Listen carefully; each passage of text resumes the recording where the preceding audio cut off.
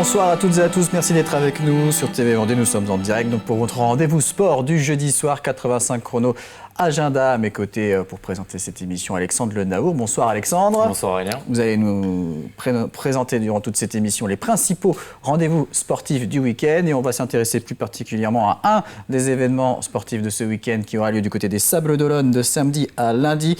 Coupe de France de wave ski surfing organisée par le club CKCL Canoë Kayak Côte de Lumière, représenté ce soir par Maxime Gabory. Bonsoir Maxime. Bonsoir. Vous êtes vous-même wave skieur et aussi entraîneur au sein du club et vous allez nous expliquer un petit peu ce qui va se passer du côté du spot de Tanchette ce week-end. Mais avant cela, on va revenir sur l'actualité sportive de la semaine et notamment le basket, la Ligue féminine, puisque c'était la dernière journée de la saison régulière ce mardi soir. Et un match à couper le souffle entre Angers et La Roche-sur-Yon. C'est un match décisif pour la suite de la compétition, pour déterminer qui disputera les playoffs, qui disputera les playdowns. Et le RVBC s'est imposé au bout du suspense sur le parquet d'Angers après prolongation 109-107. C'est pourtant Angers en blanc qui a pris les devants dans le premier quart-temps menant 34-27. À la mi-temps, les Angevines sont toujours devant 53-49. À la fin du troisième quart-temps, l'UFAB mène de 6 points 79-73. Un retard que les Lyonnaises parviennent à combler dans le quatrième quart-temps. 99 partout après 40 minutes de jeu. Et dans une prolongation sous haute tension, les Lyonnaises arrachent la victoire avec notamment 46 points inscrits par Tiffany Clark, nouveau record de la Ligue féminine. Et donc succès très important, on va le voir au classement final donc, de cette Ligue féminine avant les playoffs. Un succès qui permet au RVBC de terminer 6e et donc de jouer les quarts de finale des playoffs face à Latte Montpellier. Alors notez sur vos agendas, match aller de ces quarts de finale mardi à 18h45. Ça sera en direct sur l'antenne de TV Vendée.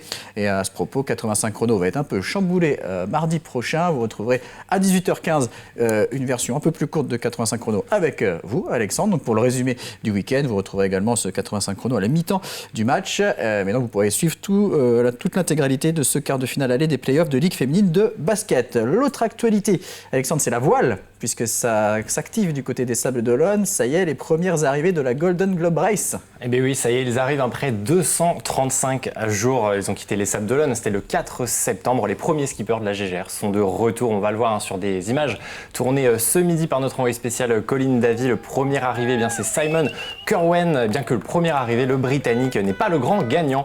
Simon Kerwen avait en effet fait escale au Chili pour réparer son bateau et naviguait depuis en classe Chichester. La grande gagnante, elle est attendue. Eh bien, ce jeudi soir, c'est la Sud-Africaine Kirsten Neuschäfer. Les estimations alors de son heure arrivée exacte ont cessé d'évoluer ces dernières 48 heures pour cause d'un très faible vent à l'approche des Sables d'Olonne, moins de 2 nœuds. Il reste en tout cas la Sud-Africaine encore 7000 nautiques à parcourir. Les dernières estimations, une arrivée entre 20h et 21h. Les spectateurs sont évidemment invités à la rejoindre sur les pontons à son arrivée. L'effervescence est en train de monter car Kirsten Neuschäfer va marquer l'histoire en devenant la première femme à remporter un tour du monde à la voile en solitaire. Et c'est ce que nous explique notamment Sébastien Delannery, le directeur de course au micro de Colin Davy.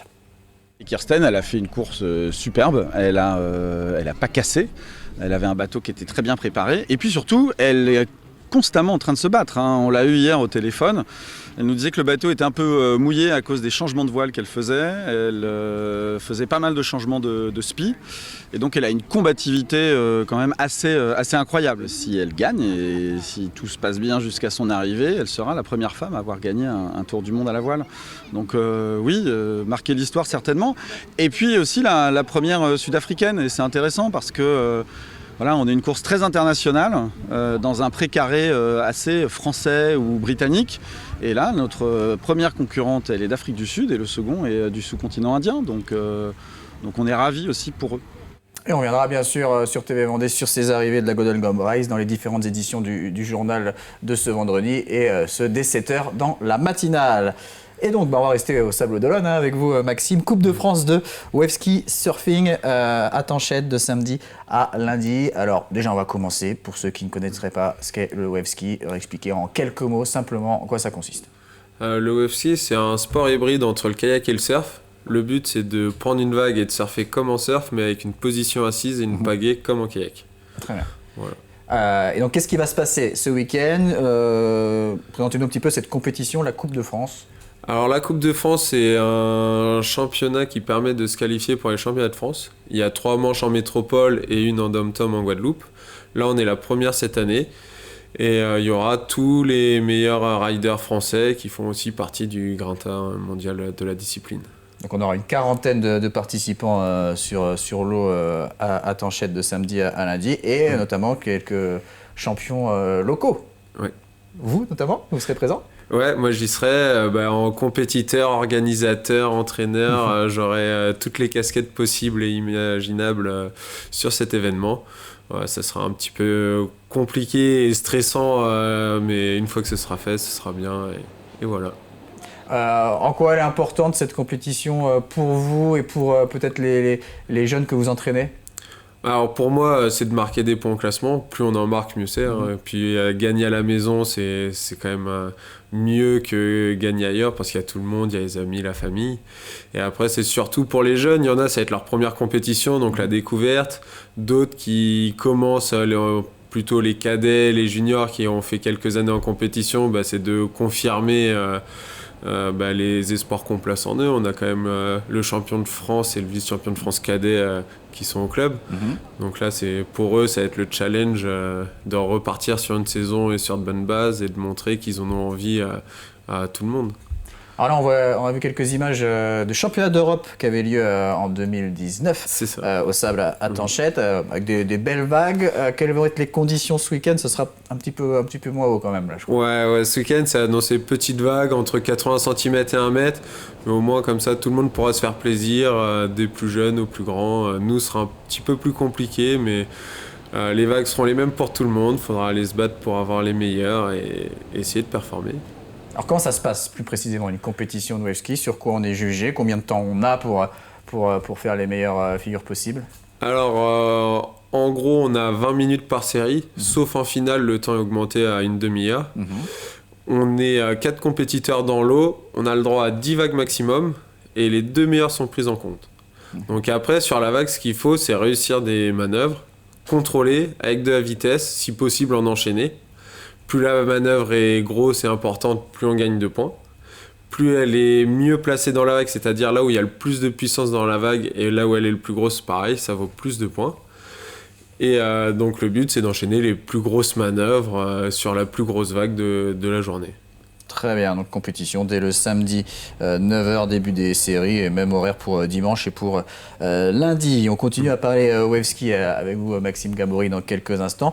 Mais on va commencer à s'intéresser aux autres événements sportifs du week-end. Alexandre, on commence avec du football. Et oui, avec un premier rendez-vous qui sera hors des terres vendéennes en football. 26e journée de National 2 pour les herbiers. Les joueurs de Laurent David, 2e au classement, se déplacent sur le terrain de Trélissac, 9e. Les Herbretais ont encore 5 matchs pour tenter de décrocher la montée en nationale. Coup d'envoi samedi à 18h. Du côté de la Coupe des Pays de la Loire, place au quart de finale. 2 équipes vendéennes encore en lice. Le Vendée Poiré Foot affronte Beaucouzé à 17h samedi, stade de Lidonnière. Le club des Sables FCOC se rendra lui à Carquefou vendredi soir. Dans la Coupe de Vendée, place au dernier carré. Dimanche 15h, double affiche à suivre. Aubigny accueille la réserve du FC Chaland et puis la réserve du Vendée Fontenay Foot recevra les Sables d'Olonne TVEC. Un petit mot aussi d'une autre Coupe de Vendée, celle des réserves, épilogue de la compétition avec la finale ce dimanche 16h30 entre les Essarts et l'équipe 4 des Herbiers. A noter que le Challenge de Vendée en est au stade, lui, bien des demi-finales. Première rencontre dimanche à 14h entre Chauchet-Copchanière et Bournezeau-Saint-Hilaire. Et enfin,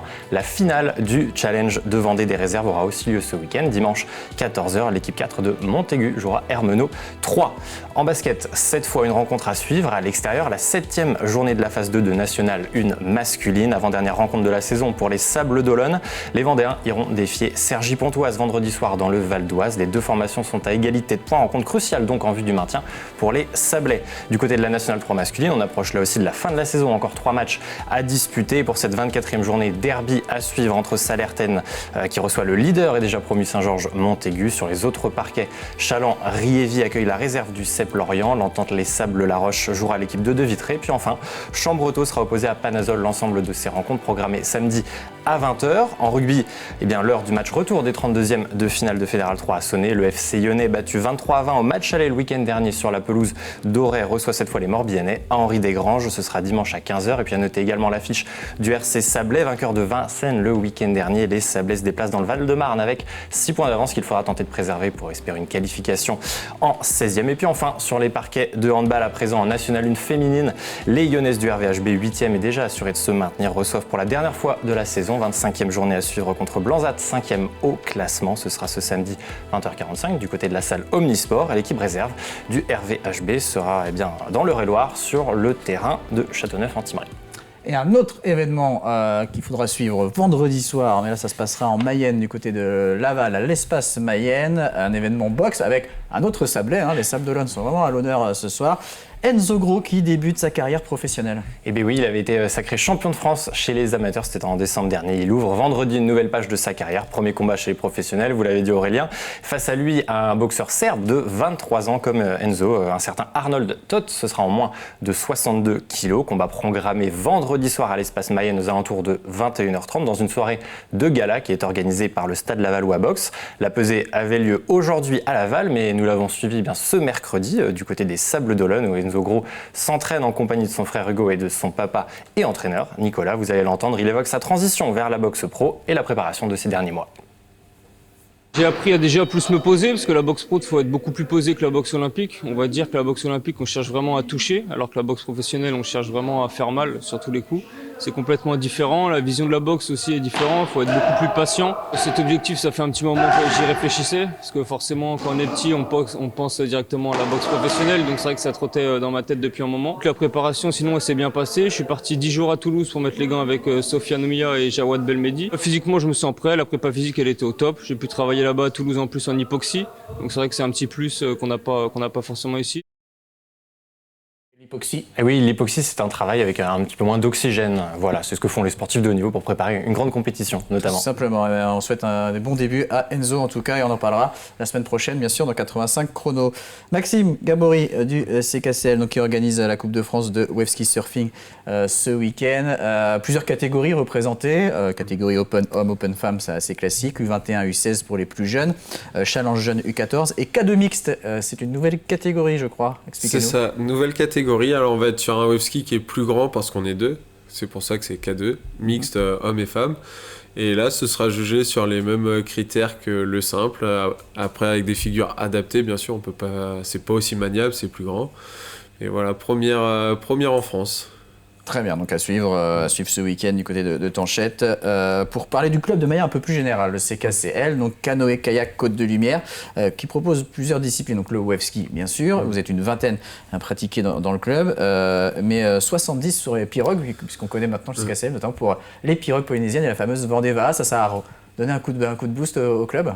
Bah oui, il y a une belle section pirogue qui s'est montée, une des plus performantes de France, de la côte atlantique en tout cas, et une très jolie compétition, la Vendée Vaas, plus dure course en eau froide entre guillemets en Europe. Donc ouais, c'est pas mal, il y a beaucoup de monde et ça fait plaisir au club de voir une belle dynamique comme ça. Et alors, les différents pratiquants, les différentes disciplines se mélangent et vous arrivez à trouver des points communs, parce qu'on est quand même sur des choses assez différentes. Il n'y a pas trop de mélange pour tout vous dire. Chacun est sur son milieu. Il y en a qui sont entre guillemets plus sur eau plate ou au large ou moins dans les vagues. La pirogue, c'est vraiment des longs trajets endurants. Et nous, on est dans les vagues, quelque chose de plus court. C'est un peu comme mélanger des sprinters et des marathoniens. Il y a quelques mélanges, mais pas énormément. Quelle qualité il faut développer pour le wave ski et qu'est-ce qui fait la différence, on va dire, sur des compétitions? Sur quoi on doit travailler? Sur quoi on doit travailler? L'explosivité. Parce qu'une vague, c'est 10, 15, voire 20 secondes les plus grandes vagues qu'on a souvent en compétition. Donc c'est très court. Et sur le passage de barre, passer les vagues rapidement pour mieux se placer avant les autres. Et c'est là où on fait la différence avec les autres. Si on a la meilleure vague, on va marquer le plus de points. Souvent, c'est celui qui a la meilleure vague qui gagne. Donc ça c'est semblable à toutes les autres activités, comme le surf par exemple. Ouais, c'est similaire au surf. C'est là-dessus.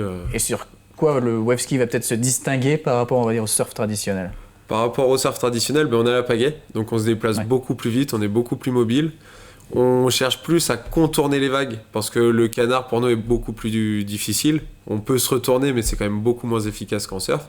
Donc on cherche plutôt à faire de la distance pour essayer de contourner les vagues et aller se placer. Le fait d'être un peu plus haut aussi sur l'eau parce qu'ils sont allongés, on voit mieux les vagues arriver, ce qui nous donne un petit temps d'avance pour prendre les vagues, les choisir.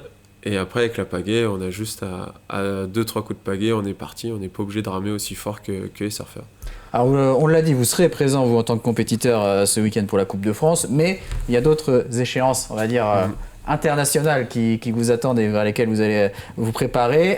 Vous restez sur un titre de champion du monde par équipe en 2022, c'était en Californie, une 3e place dans la catégorie U30, toujours sur ce championnat du monde. À noter, vous étiez juste derrière votre collègue de club, Rémi Clairaut, qui lui a terminé 2e.